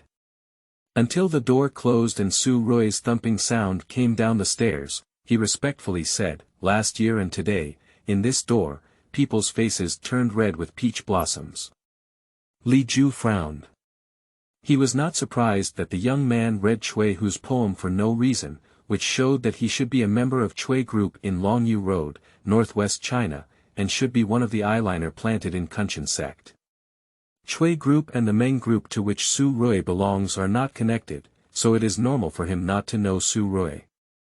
Li Wei was slightly annoyed that he had been lingering in this small town for a few days without any intention of hiding his whereabouts. But as such an obvious sect disciple, appearing in this room is obviously too eye-catching compared to Su Rui. The young man also clearly noticed Li Hui's displeasure and pondered for a moment before explaining. During the dragon reign, the adult left quickly that day, and the villain didn't have time to report to Li Shui. Originally, I came to Muzhi today to pass on intelligence transmission channels, but unexpectedly saw the adult's figure. After saying this, he took out a thin piece of paper from his chest clothes. "I have something important to report." Li Wei took the paper but didn't open it, so he used a fire sickle to burn it. Looking at the ashes at his fingertips, he said with a faint voice, "Say it. I am serving as the steward of the military department of the Star Meteor Pavilion in Kunlun, responsible for organizing historical martial arts classics, cataloging and compiling books, repairing deficiencies, copying and backing up." The young man paused for a moment and saw that Li Wei had no expression, so he continued, "Half a year ago, the mountain master suddenly became very interested in ancient Chinese history." "Oh." Li Wei replied faintly, thinking of the oracle bones piled up on the table. "It's not the high ancient history of the 4 books and 5 classics, but those that are not recorded in official history."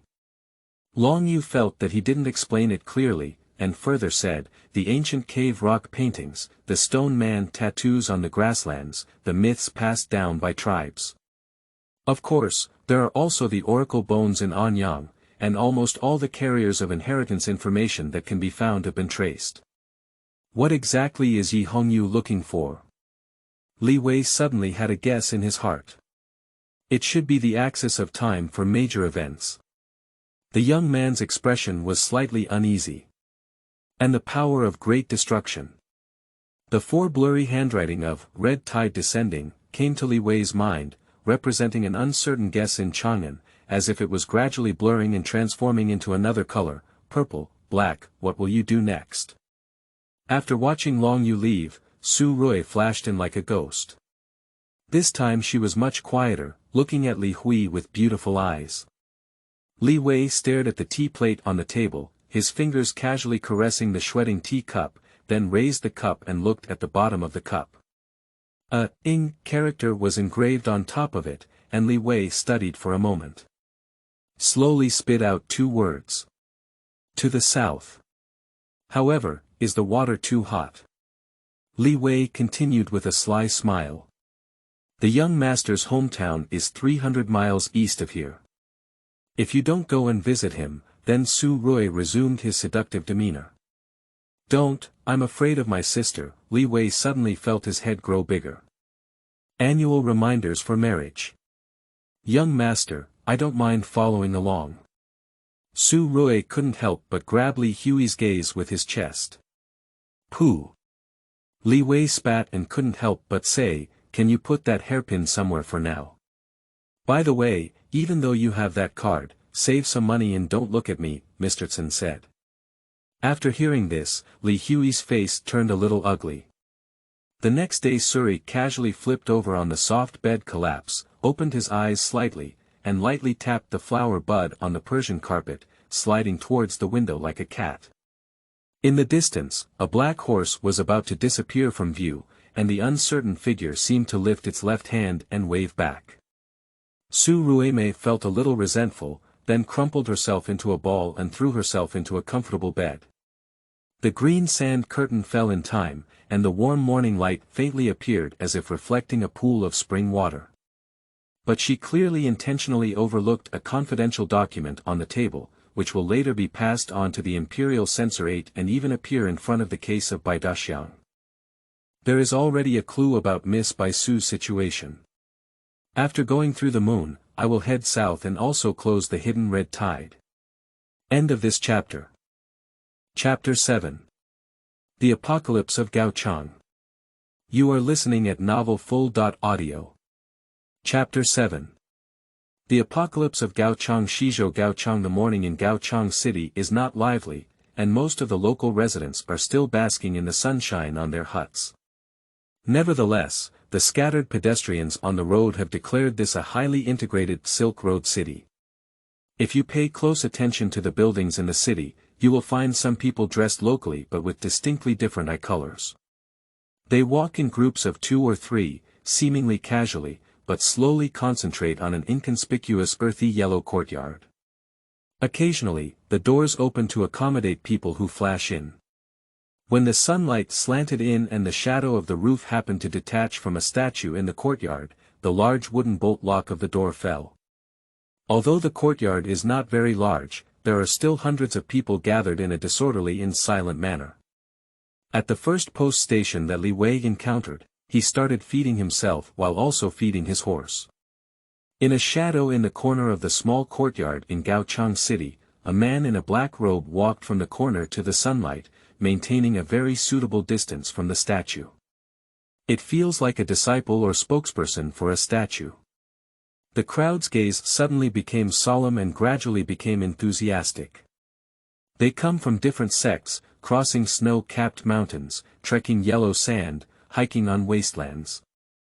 From thousands of miles come according to the times. Just for this moment. At this moment, the leaders of Buddhism, Taoism, Zoroastrianism, **** religion, and Brahmanism, who hold high positions respectively, are gathered in a small courtyard and maintain a consistent high level of respect. What are we practicing for? The black-robed man unexpectedly opened with this question. Everyone looked at each other, surprisingly unable to answer for a moment. In order to uphold justice, a leader of the Maishan mysterious sect couldn't help but start, but when he said this from his mouth, which was shrouded in yin qi, there was a considerable sense of discord. Afterwards, several sounds began to ring one after another. For the other side. For assent. For ecstasy. To break through the limits of the physical body. From these words, there is no doubt that their respective sects belong. In order to protect the vast world, the black-robed man interrupted everyone's divergent thinking in a timely manner. Those armies, are they okay? Not enough. Those martial arts sects, are they okay? Not enough. Only cultivators like us can enjoy the long dimensions of time in the spatial dimension, gain longer opportunities and stronger abilities, and fight against sudden and powerful enemies. Everyone was surprised when they heard the rumor. Is that rumor true? I am honored to deliver the edict from the Changjie pavilion.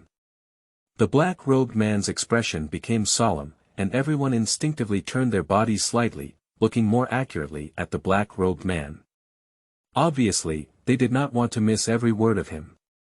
The apocalypse order is about to come to life, and those who receive it can command those who practice in the world, said the man in black casually. The crowd suddenly exploded, and the apocalypse order was a product of the last resistance against foreign invasion.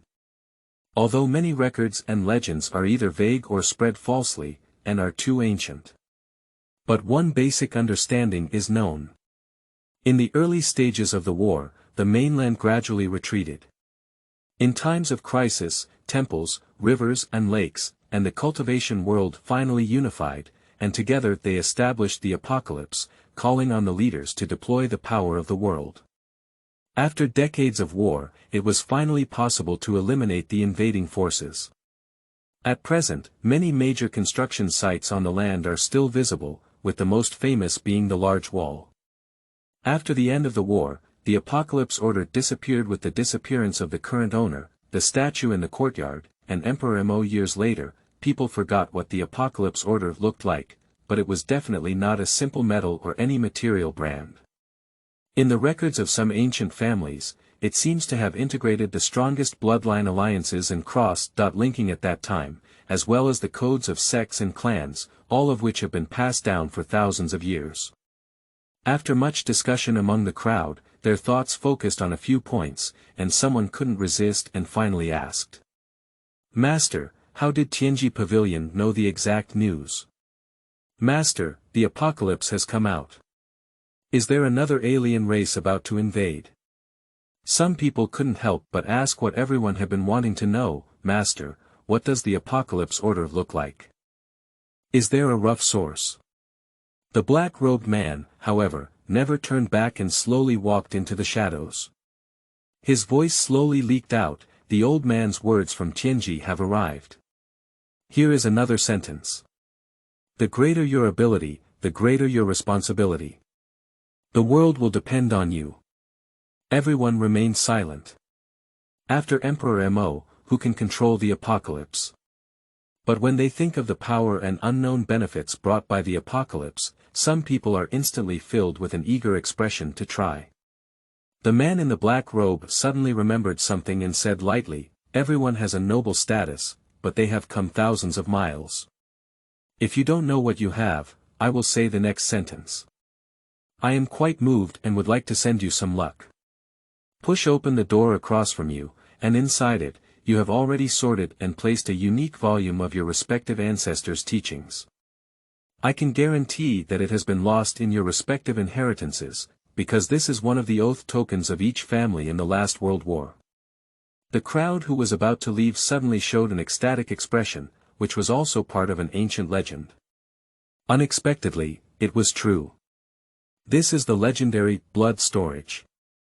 After seeing the documents on various carriers such as coarse hemp paper and silk, the public began to eagerly read them. The other party even considered the current scattered cultivators and gave each of them a dark red pill, which turned out to be the sky-breaking pill that can quickly increase their skill by half a step. Of course, no one will doubt the advice of the Changjie old man passed down by the black-robed man. End of this chapter. Chapter 8. One Side of the Wilderness Space. You are listening at novelfull.audio. Chapter 8. One side of the wilderness space at the same time, the wasteland. Just as the gathering in Gaochang was nearing its end, Li Wei once again began his fast southbound journey. Not long after, I entered a wilderness area. But not entirely, there is actually a small tribe not far from the wilderness, which seems to be permanently inhabited for years. This surprised Li Wei a bit. In his memory search, there seemed to be no corresponding tribe record in the wilderness. Did you take a wrong turn? Li Wei, however, did not spread out the map again. Instead, he rode freely and gradually walked towards the tribe. A small pit appeared on the wilderness, and Li Wei watched as the pit pulled the reins in advance, and the horse naturally circled to the side. Li Wei looked up and found that the tribe had disappeared. I couldn't help but be taken aback. Upon closer inspection, it was indeed gone, and there was nothing above the wasteland. But the tribe just now was so clear that you could even see the long bearded decorations on the roof of the tent. Are you feeling dizzy from hunger? It shouldn't have been too long, indulging in a feast at the post station, indulging in drinking and singing, and the faint scent of lamb still lingers on the lips. Li Wei frowned and thought of a possibility, a mirage in the sea market. Li Wei sighed and was about to gallop away quickly when a spiritual light suddenly hit the bottom of his brain, as if an invisible hand was tightly gripping him and his horse. He couldn't help but pull the reins and walked back to the edge of the pit just now, then looked towards the wilderness. It was hard to add to the surprise for a moment. Tribes have emerged again. Not only did it appear again. Surprisingly, a woman in a red dress appeared, holding a silver teapot in her hand. Wearing a red whip at the waist.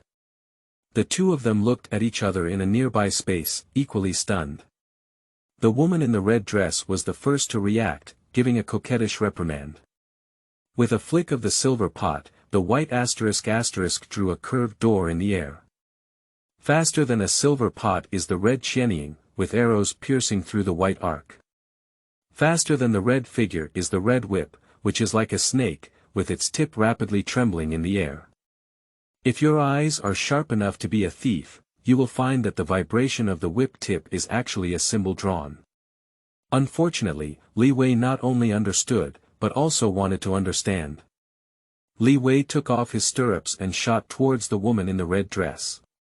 As the last stroke of the whip was about to be completed, he slapped each other fiercely across the air. The tip of the whip was about to become chaotic in the sweeping palm wind. The woman in the red dress gritted her teeth tightly and slapped her left palm on her right arm. A force was instantly transmitted, and the whip shook straight like a spear, completing the final point of the stroke. However, Li Wei's palm reached out to everyone, and he drew out his Tang sword with his left hand, which collided with the long whip, creating a golden choking sound. Both sides took a small step apart, and Li Wei suddenly heard a slight hissing in the space behind him. Turning around, the horses, the distant mountains, the distance. All disappeared again. Li Wei couldn't help but feel a chill in his heart. His guess was indeed correct. Someone was so powerful that they created a space on this wasteland. Seeing that the space was closed, the woman in red actually withdrew her whip. Hands on one back. With a calm and composed demeanor, he looked at Li Hui and smiled. We're about the same level, we can't even determine the winner for a while, and besides, the woman in the red dress smiled brightly again. Since you've come in, naturally you can't go out. Come and play with me. Li Hui frowned and couldn't help but ask, why? Then he changed his tone into a vicious one and deliberately said, then I'll catch you, torture you hard, and force you to say the spell that tears apart the space. You look so cruel, really stupid. Let me tell you, Grandpa only taught me to close the space. The woman in the red dress sat down with a stone, he didn't teach me how to open the space. He's afraid I'll go out and cause trouble. So just now Li Regret looked at the closed space with suspicion. Grandpa went out for a trip, is it because he's old and forgot to close the door? The woman in the red dress seemed to see Li Hui's confusion and thought for herself. My name is Muchuan Shui. You must know me because you won't be able to go out until next year at the earliest. By the way, what's your name? Li Hui. Next year. Li Hui's eyes were about to burst out. Miss Xiaoxue, this joke is not funny at all. As the name suggests, you should be sweating now. Do I look like a joke teller? Muchuan Shui spat out, pick up that pot and wash it clean for me. You're the one who caused it. Hey girl, as a big man like me, you don't have to worry about being alone in a room, oh no, a space. Li Wei was a bit stunned and didn't know how to describe her current state. He thought to himself that he was a person with a strong ability to accept things, and had always been familiar with the Fate group, including Bai Su. He was used to hearing various strange things and had witnessed some ancient legends in various vast literature.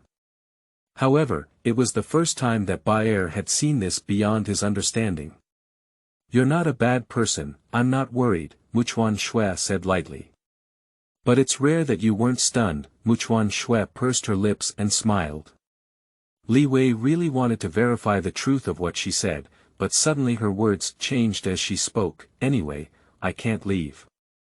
Where is your room? Do you still have an empty bed? It's okay if you don't squeeze. You. Yuki Mukawa's eyes stood up, she stomped her feet, and she rose and fell, disappearing into a tent. The commotion in the fight just now was not small, and Li Wei sensed it again, confirming that there was no one else in this space except for Muchuan Shui. I happen to be tired from the journey. With such a wonderful space and wonderful people, I have to linger for a few days. As for being trapped for a year, he didn't believe it. Every formation has its eye, which is the point of breaking through the formation. This principle may differ, but if it is on the surface, he has the confidence to study the channel. Li Wei slowly felt the space, his heart becoming increasingly eerie. Although looking up can see the sun and endless grasslands, reaching out is hindered by a transparent boundary. The closer you get to this indescribable boundary, the greater the resistance becomes, making it impossible to move forward. It's natural to imagine that this space is hemispherical, but upon exploration, it turns out it's not, like a large winding channel. At some point, Muchuan Shui had already comfortably laid flat on the dome of the felt room, watching with great interest Li Hui crawling, sliding, or soaring in mid-air in various strange postures. After a long meeting, it was dull and tasteless, so I simply took out a handkerchief to cover my eyes and fell asleep comfortably. Li Sun was extremely depressed, seeing that he was clearly in the air but couldn't fall down. Originally, he had already reconstructed the spatial channels he had walked through with his super-strong memory, and a three-dimensional spatial map appeared in his mind, positioning himself while walking. Then, at a certain intersection point, I repeated and found that everything was chaotic again. It seems that the spatial channels are still constantly changing. Li Wei begged for help from Muchuan Shui several times, but he suppressed his pride. With a sigh, he continued to grope forward.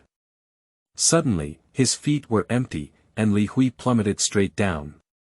Li Hui had nothing to rely on and could only turn around in shock in the air, head down to hit the ground with his palm.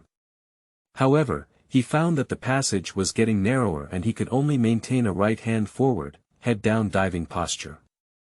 In the field of vision, a red skirt on the felt roof was getting closer and closer, and he couldn't help but scream out loud, "Get out of my way." Muchuan Shui suddenly woke up, and in her pupils, she saw a suddenly enlarged figure outside the hazy scarf. Subconsciously, the red whip rolled up, but I couldn't see clearly that it was on Li Hui's arm, head, or neck. When I exerted force, I had to swing it to the side. Li Wei suddenly felt a curved red shadow in front of him, and his neck suddenly tightened before he could make a sound. I felt as if I had bumped into a soft ball head. On, let out two muffled groans, and the felt like the felt room was breaking down, carrying a lump of flesh and crashing towards the ground. Xiaotuan, Hebei Province Deputy Envoy Han Yu once again came to Xiaotuan, although this place has been repeatedly screened countless times, and the excavation work of oracle bone fragments has been taken over by the Ministry of Works, the crime scene has been somewhat damaged. But he always felt like something was missing, especially after a crying little lady reported to her man, the local official Changjie, who had been missing for a few days. This message was previously ignored, but coincidentally, Han Yu had just met Bai Daxiang in Kyoto, and he didn't mean to mention that he had a student here. Han Yu, with the house as the center, gradually spiraled outwards and finally made a discovery about half a mile away. There was a white strap hanging on a branch of a tree, which Han Yu felt familiar with. He rubbed it and realized it was the tie on his underwear. The tie has obvious tearing characteristics, and there is also a small piece of clothing fragment on one end. But there were no further traces, and a few inconspicuous footsteps were also cut off here. Unless one escapes from the heavens, there is no reasonable explanation. Han Yu did not forget to give the white strap to the crying little lady for identification. The little lady immediately recognized it as a loose inner garment. Han Yu frowned and asked why he was so certain. Finally, the little lady shyly said that if she untied his clothes 1,000 times, she would naturally become familiar with him. Han Yu sent someone to take her back to the mansion before she further cried. Then it was discovered that this discovery had no further use, if this suggestion was to indicate that the young lady had been abducted.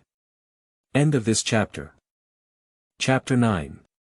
The Chaotic Time and Space of the Unnamed Grassland. You are listening at novelfull.audio. Chapter 9. The Chaotic Time and Space of the Unnamed Grassland. Nameless grassland. Oh, my arm is broken, my leg is broken, I can't see anymore, I can't move, help.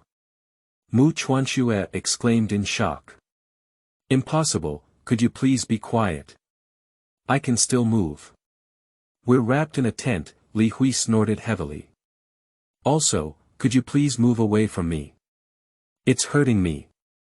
Hey, isn't that me down there? What do you think? Your conscience is still alive. Why is your face so hot? Are you sweating again? Just to emphasize, I don't call it sweating, I regret it. What regrets do you have, young? Are you older than me?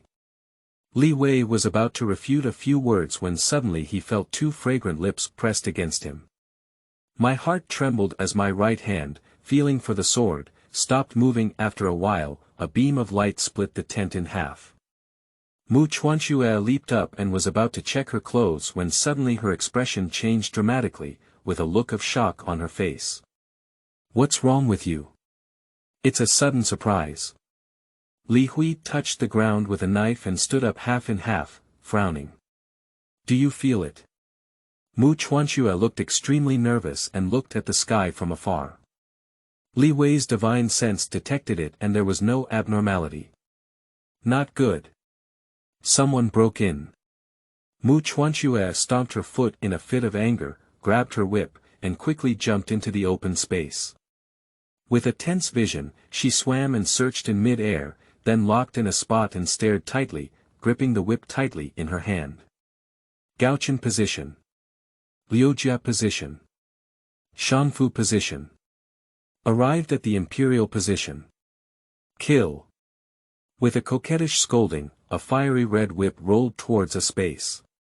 In Li Wei's eyes, although it was still a void, with the experience of 1,000 zhang high altitude outside the Star Meteor Pavilion, he still exerted his strength and headed towards the attack point of Mu Chuanxue to cover up. Two forces converged in space, bombarding towards the singularity of space.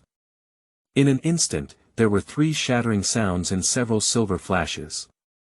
A gray-clad man fell from the void, obviously suffering considerable injuries. The man's image is sleazy, with 2 curled mustaches and painful furrowed eyebrows forming 2 funny facial markings. Who are you? Who sent you here? How did you get in?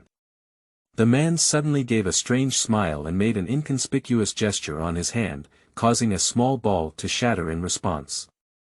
Li Wei was about to stand up and protect Mu Chuanxue, but he saw her expression taken aback and said, "Many children." So what? The man couldn't help but chuckle lightly. The master has been pursuing you for decades, and finally I have fulfilled my wish. Even if I die immediately, it's worth it. The man put on a righteous and domineering look. What kind of thing are you, dead? Mu Chuanxue's words fell, and the long whip instantly became as hard as iron, with its tip piercing straight into the heart of the gray-clothed man. Li Wei's face changed, and his subconscious Tang sword swung open Mu Chuanxue's long whip in an instant. However, it was also a tightening of the tiger's mouth, indicating that Mu Chuanxue was also determined to kill. "What do you want?" Mu Chuanxue said coldly, seeming very unhappy with Li Hui's move. "Miss Xiaoxue, don't worry, isn't there still a question to ask clearly?" Li Wei felt that Mu Chuanxue seemed to want to hide something and was eager to kill the gray-clothed man. At this moment, he felt in a daze that she had instantly become a completely unfamiliar person, decisive in killing, and full of old age. Ants. Mu Chuanxue unexpectedly jumped up again and stepped towards the chest of the gray-clothed man.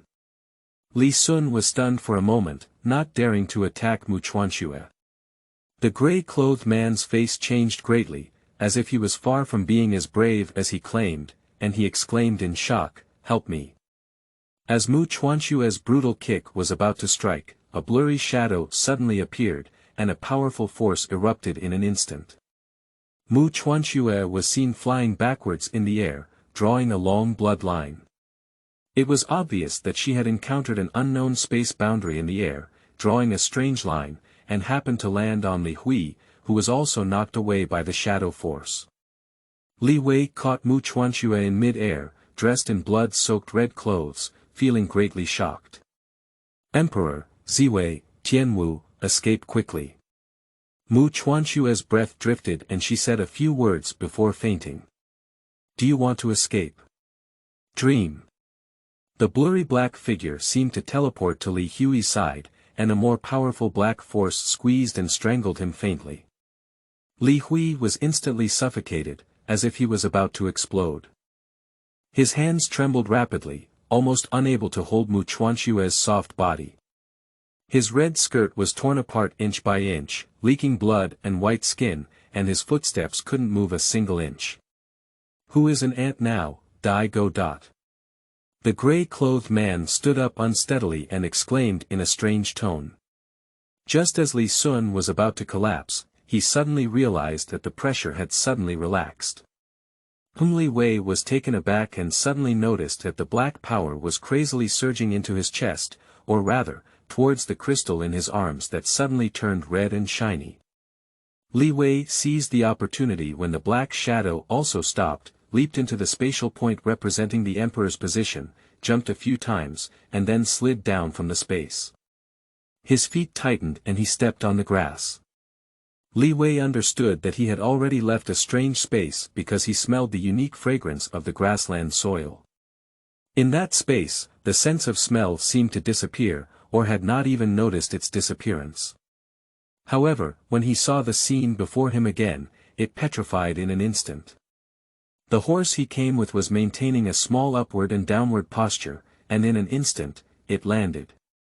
Li Wei could hardly believe his own eyes. His memory and determination would not go wrong. He seemed to see the moment before when he took off from his horse, rushed into space, and fought against Mu Chuanxue. Li Wei suddenly felt that he had touched an astonishing conjecture, if the outside world were equivalent to several hours of inner space in an instant. Is Mu Chuanxue in my arms still a baby? Li Wei vaguely felt something was wrong again. If Mu Chuanxue had been injured and bleeding profusely in the inner space, wouldn't it be equivalent to having shed blood for several days and nights outside? Li Wei felt extremely disorganized for a moment, and suddenly remembered to quickly check the injuries of Mu Chuanxue in his arms, only to find that he had petrified again. Mu Chuanxue, dressed in red clothes and blood, was flashing her big eyes as she looked at Li Hui with a water-like spirit. Not only was her dress intact, but there were also no scars on her body. "Have you seen enough? You can let me down now, right?" Mu Chuanxue, however, was not in a hurry and just looked at Li Hui, saying softly. At this moment, Li Wei suddenly felt a bit lost in his heart, as if he had lost the boundaries of knowledge. "Hey, Sweat Melon, I'm not hurt. You're very disappointed." Mu Chuanxue took advantage of Li Hui's embrace and jumped onto the horse's back, provocatively looking at Li Hui who was still in a daze. "Hurry up and leave, this place is not safe anymore." Li Hui let out a cry and jumped onto his horse's back. Mu Chuanxue's arms shook and she exclaimed excitedly, finally out.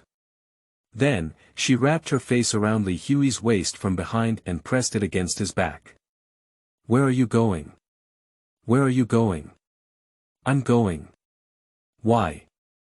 I'm so weak, I almost broke my body just now, my grandfather is gone, and my home has been destroyed. It's so pitiful. You just pretend, female ghost. Immortal. Thank you.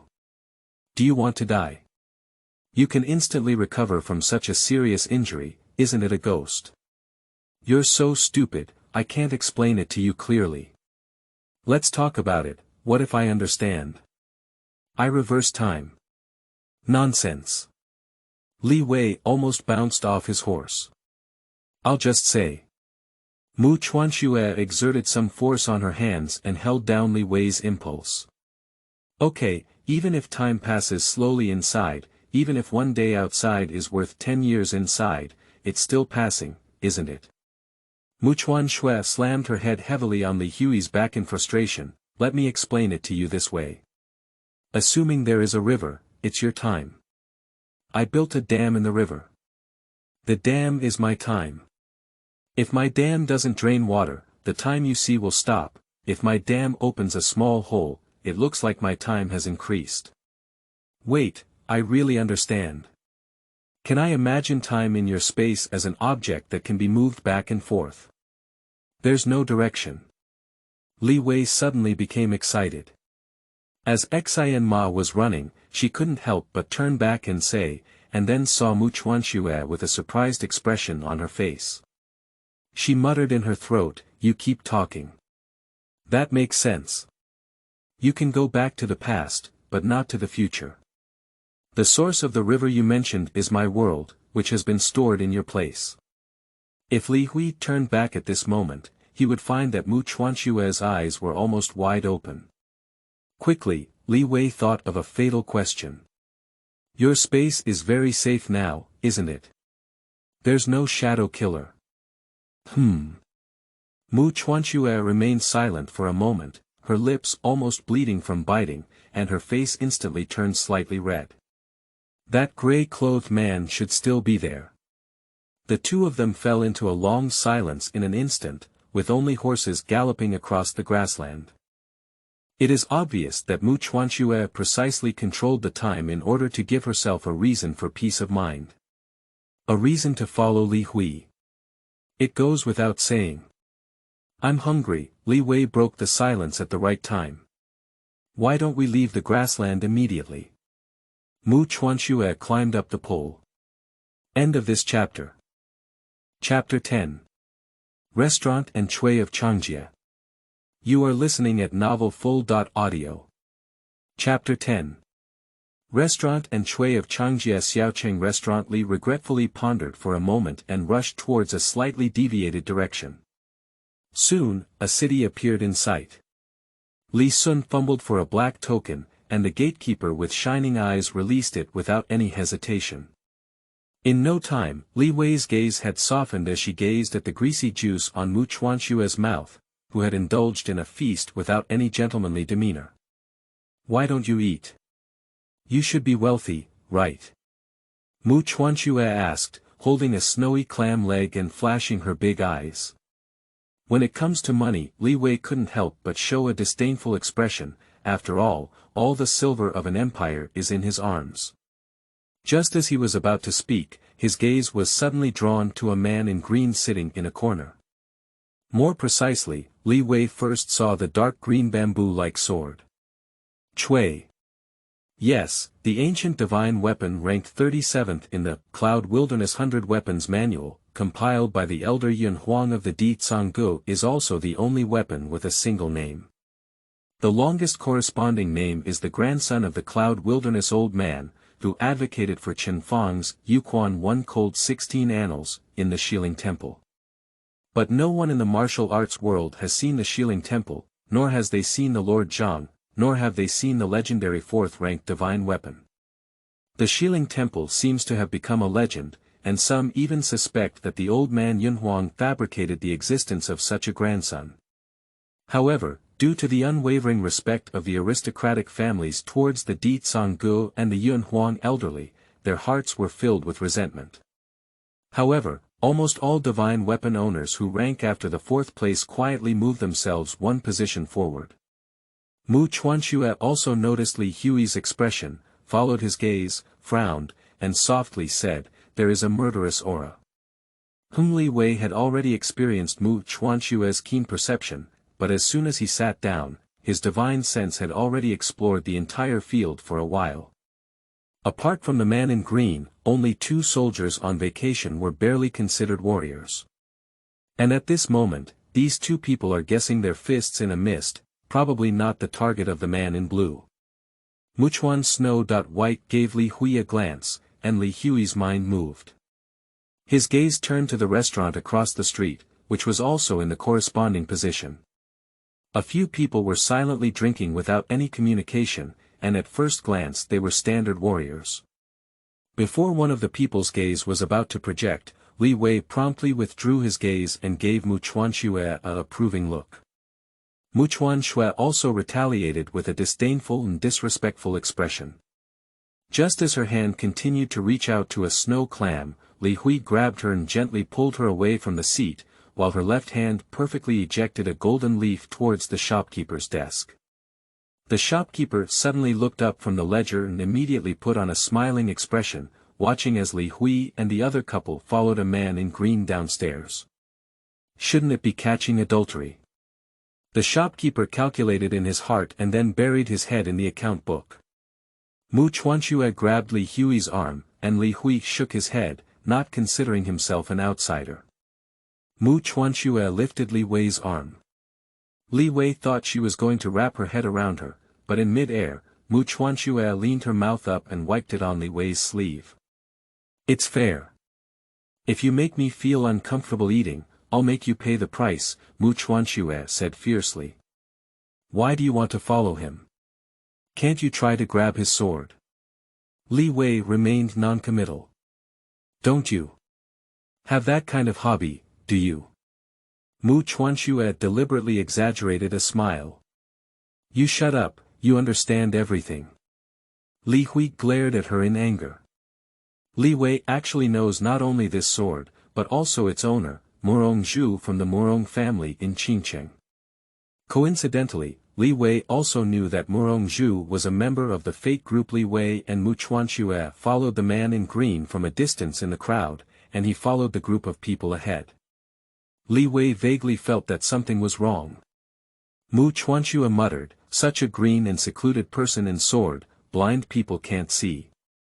A group of people were walking on the street, front and back. The street outside the border was not very long, and soon they seemed to see the city tower on the other side of the street. Suddenly, Li Wei was shocked to see Murong Zhu suddenly fly backwards, accompanied by a towering wave of air that directly divided the street in half, plowing out a long ditch that reached a depth of about 10 feet and rapidly cutting it in. Li Wei was taken aback and took Mu Chuanxue's arm, which he was holding, directly to his side, barely avoiding the sharp and fierce intent of the fierce sword. While dodging, I happened to see Murong bamboo flying over from the top of my head. Under one blow, Murong Zhu seemed to have been severely injured, and a blood line spread instantly on his dark green clothes. At the moment when Li Hui's gaze communicated with Murong Zhu, Li Hui's heart became clear. Quickly twisting Mu Chuanxue for a few turns, she untied the red whip from her waist, lifted her hand and pulled Murong Zhu down from the air. Mu Chuanxue's head was dizzy. As soon as she regained consciousness, she was about to scold Li Hui when she lowered her head and saw Murong Zhu, whose blood had already surged. She couldn't help but be stunned and murmured to herself, "What a powerful sword." However, on second thought, this person could no longer survive, and suddenly felt dejected. Li Hui quickly bent down, and Murong Zhu gave a dismal smile, with blood foam already sprouting from his mouth. He slightly raised the magic weapon in his hand. "Please help me deliver this sword back to Qingqing Mountain." Give it to my father and say I don't regret. Tell Sujin. She can find the person she likes. And I know who you are. Miss Bai Su. She has. She. The words died suddenly. Li Wei was surprised to find out that he knew the news about Bai Su. Unfortunately, this sentence cannot be inferred at all, is it already unforeseeable? Li Wei's heart tightened instantly. After a while, silently picked up the dark green sword. Caught Mu Chuanxue on guard, staring at the commotion in the distance of the long street. But there was no action at that place. A terrible strong man fell down on Murongzhu, the young master of Qingqing Mountain. It seemed as if those people and the strong ones who were blocking disappeared in an instant. End of this chapter.